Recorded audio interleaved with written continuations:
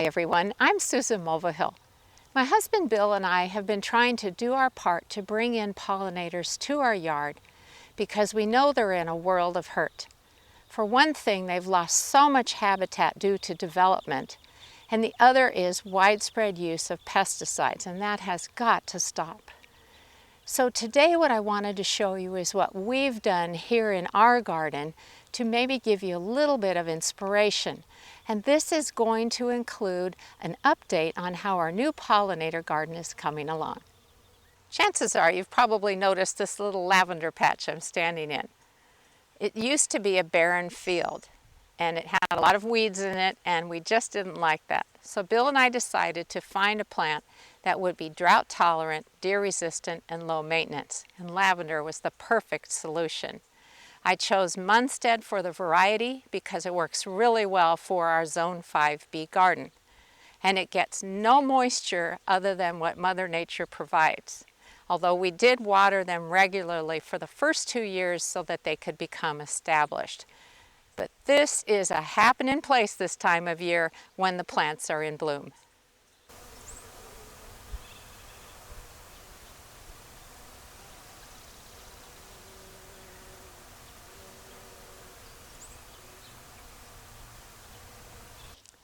Now this front flower bed has been around for quite a few years as well, and it is also very popular with the pollinators. Some of the biggest draws are the bee balm, both for bees and for hummingbirds, and the Gloriosa daisies and black-eyed Susans. The birds and the bees absolutely love them.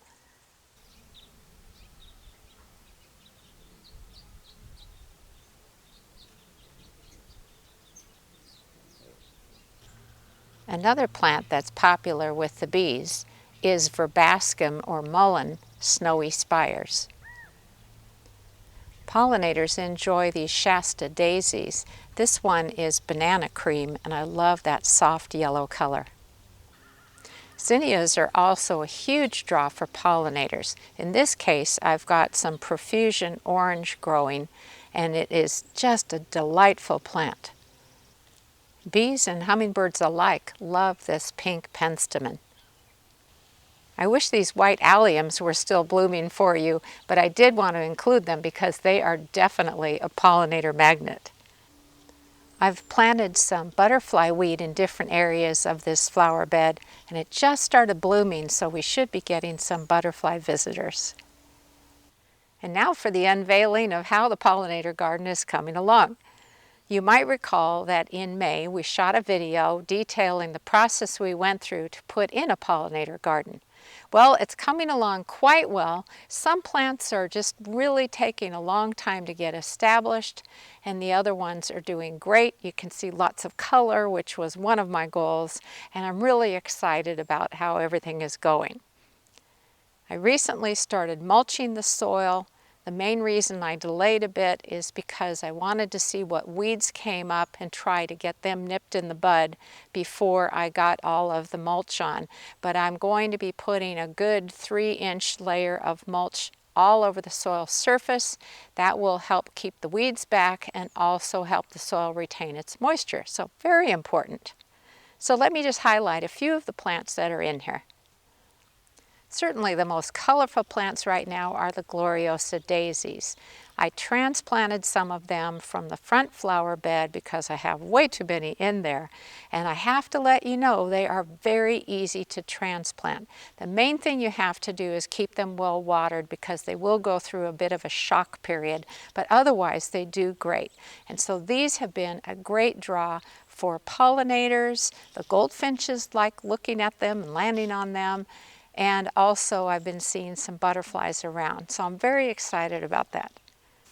This plant on the far left is called Oregon Sunshine. I was not familiar with it before, but it's been blooming its little heart out, and it's just a very sweet little yellow daisy.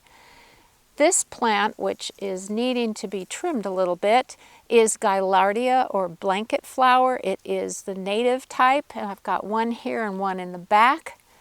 And then this is a really cool cone flower. Let me just show you the flower. So the weird thing is I bought it when I saw the label which said Cheyenne Spirit, which was supposed to be either orange, yellow, or red, and I thought, oh, hot colors in here would be great. Well, it turned out the tag was wrong. It's actually lots of purple spoons, which is an unusual name, but you can see why because of the type of petals on here. Anyway, I mean, why not have as much color as possible? I have 4 different kinds of milkweed in here, and I need to take a look on the back sides of the leaves to see if there are any butterfly eggs, because that would be so cool. The other thing which you may or may not be able to see is there's a bunch of deer tracks through this bed, but nothing has been nibbled, so maybe I did a good job of planting things that they just don't like the taste of. Or maybe they're coming to admire my pollinator garden. Another thing I did, which was a little bit of a leap of faith for me, is I planted a packet of butterfly garden seeds. The instructions said just fling the seeds into a small space and see how they do. Well, so far I'm seeing some things blooming, some things I recognize, other plants I have no clue what they are. Okay, that was the quick update on how the pollinator garden is coming along, and I promised to give you another one in a few weeks. And I had also wanted to show you the different flowers in our landscape that are attracting pollinators.